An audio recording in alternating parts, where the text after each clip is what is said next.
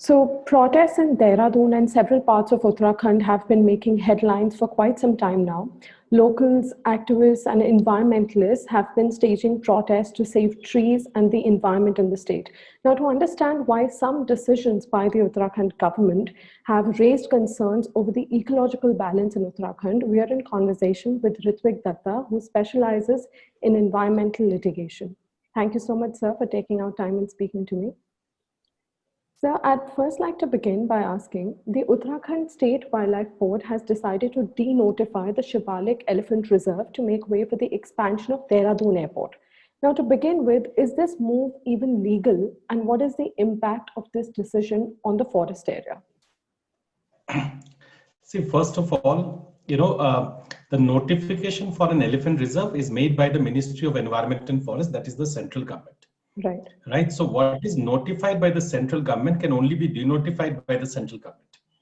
Right. So firstly, irrespective of whatever they've done, the fact is the one who notifies can denotify.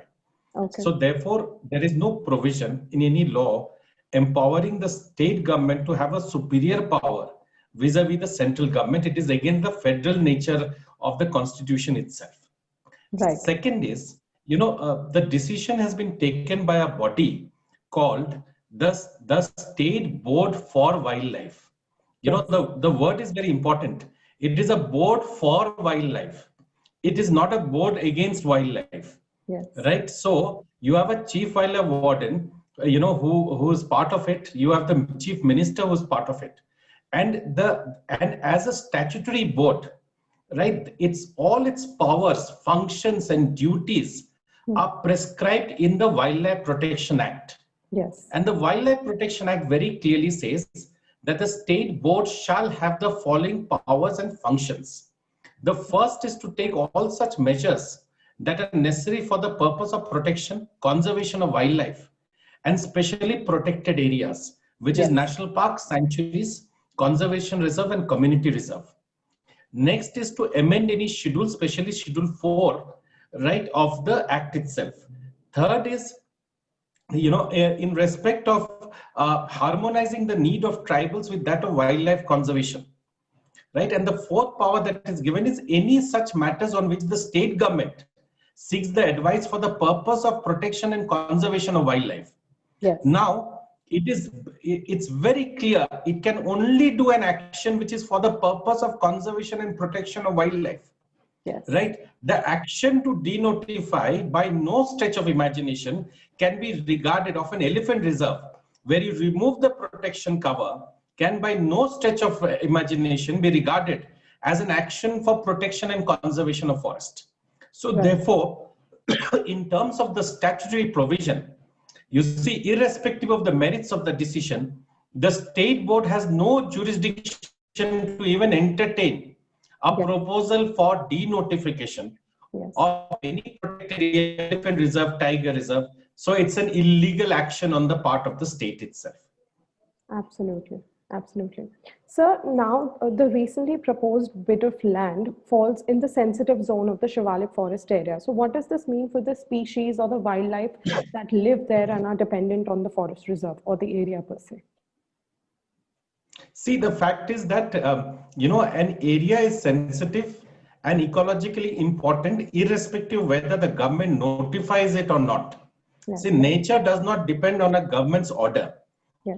If a river is there and a forest is there, it does not need the government to recognize it. Right. It's a process of evolution that has happened. So the problem today is that an elephant reserve had an extremely low level of protection. You see, in the scheme of protection that is there, elephant reserve is a very, very low category of protection. And even that limited category is been done away with, is a very, very, regressive state of affairs. And especially the issue is not about wildlife. The problem is that if you, disrupt the corridors, disrupt the habitats and destroy the traditional habitats of these animals, you are also aggravating the human-animal conflict. Yes. You see, the user of an airport, which is actually the reason indirectly to denotify, there will be few passengers who might come in additional, but we'll have to also factor in the crop loss that will take place, the human death that will take place.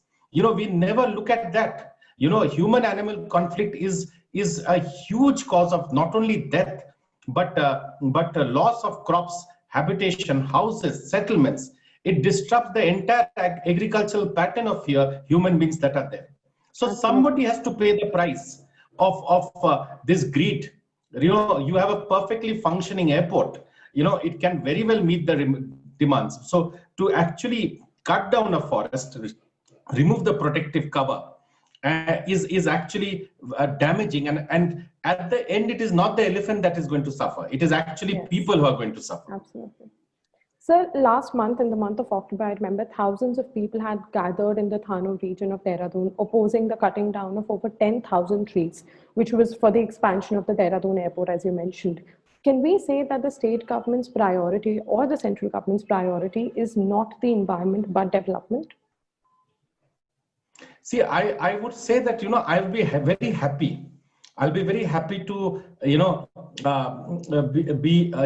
informed that the priority of the state and the center is development. Really speaking, is destruction of a forest development? Is dirty air development? Is, finishing off an entire area which recharges water development? At the end of it, human societies have survived and lived for millions of years or thousands of years without airports. But tell me one day where human societies have lived without air or water. So the question today is that when we set up an industry which produces goods, we call it as a development. When we set up an airport, we call it as a development. But why are we not calling trees which produce oxygen? Right? Absolutely. Or mountains and ecosystem and wetlands which store water and gives us return throughout the year also as development. So Absolutely. It is an oxygen producing factory is what a forest is, right? And anybody can tell you that human societies have survived without an airport. It cannot survive without oxygen for even a day.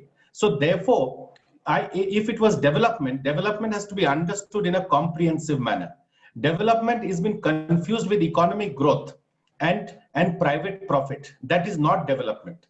And therefore, nowhere in the world has this kind of destruction led to development. That's why Absolutely. All our poorest places in the country are where the mining is taking place. Those would be the most developed part of the world, of the country. They are not. So my answer to that is, this is not development. It is a private profit and a commercial interest that is there. Absolutely, sir. I think you pointed out the right thing, how there is a difference between development and economic growth. Also, sir, at a time when there are elaborate conversations around ecological balance, climate change, and much more, why are we taking decisions that will harm the environment and the wildlife and the species that are, dependent on the wildlife? Are there no alternatives for such projects?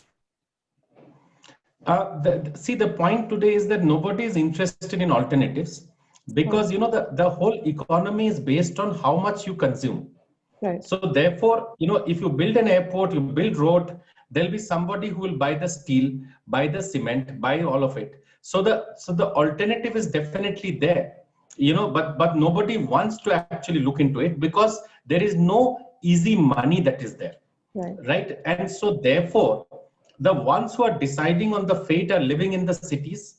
They are not dependent on the forest directly. So in a way, it is mandatorily required under the law to look at alternatives. The world over, we know that if you expand an airport, how many Indians can actually afford an airport to actually fly?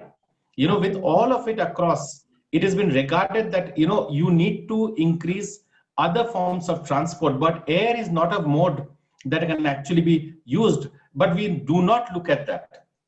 We do not look at how we can optimize all of it. We immediately go for the least possible or option that is the easiest option that is there is destroy and expand and use all your resources. Right. So experts believe that because of this decision or the expansion, there will be, as you earlier mentioned, there will be larger chances of animal-human conflict. How are we prepared to tackle that if this is implemented? See, the first and foremost, there is no preparation. You see, the fact is that today, the fact is that we will be able to deal with human-animal conflict when a diversion of this amount of forest land and others take place, only if we recognize that there are elephants. Right. You know, if we recognize that there will be a problem. You know, you have the chief wildlife warden of the state, Mr. Suhag, who says what will happen to the development of the state, you know, if you have elephant reserves and butterfly reserves. And trust me, you know, when it comes to the documents, this very same forest officers will say that the entire elephant reserve has no elephants. You see, so they will not recognize the existence of species. All across India, the best forests are diverted, in which the forest department will mention that this area only has rat, mice, dog, and cows. So we do not recognize the problem. If we don't recognize the problem, we will never be able to mitigate the problem, right? So human-animal conflict will happen. You know, 5 elephants will die. 3 elephants will be rescued. You know, everybody will jump on Twitter with a lot of congratulatory email, you know, social media posts that we have rescued an elephant, right? And, you know, conservation organization, rescue centers will make a lot of funds out of it. But the fact is, at the root, nobody is going to address the issue of habitat loss. We will end up rescuing more and more, but we will never look at it that why does an elephant need to be rescued? It needs to be rescued because you have taken away its habitat.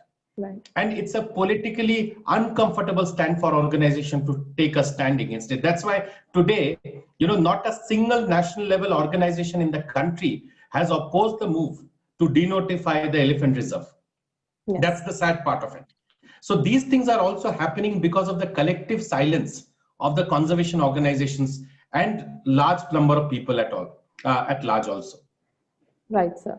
Sir, in the end, do you think there are chances that environmental conservation and infrastructural projects can coexist? See, we must realize that, you know, there cannot be an engineering solution for every environmental problem. Right. We have to recognize that, you know, every elephant and animal cannot be told that you have to use an underpass and overpass. Right, which is constructed. So certain amount of areas will have to be protected, right, in the pristine areas. But certain areas we can have both of them. But it is first of all recognized that maybe we have to cover 5 kilometers more. You may have to do 10 kilometers extra. It's very much possible. You look at National Highway, wherever there are villages and cities that come in, they construct, you know, flyovers over them, running into 20 kilometers, 40 kilometers, 30 kilometers. Yes. But when it comes to forest areas, they will never construct that flyover, right? They will never construct. And if they construct, it will be meters, 300 meters, 200 meters, and that too after a strong legal fight. So it's very much possible, but it requires the authority to recognize that just as human beings, I think every animal and every wildlife is also citizen of the country. And as citizens of the country, they have an equal right over the natural environment. And they have equal right not to be disrupted and not to be displaced from the areas of habitation. If we recognize that, you know, then we will be able to have it. Across the world, many nations have done it. But here, we are not addressing because we do not recognize that anybody other than human is a rightful citizens of this country. Absolutely, sir. I think you made some crucial points, and also at the same time, I'd like to hope that we move towards the path of development without having to give up anything on the environmental front. I'd again like to thank you for taking our time and speaking to me. Thank you, sir. Thank you.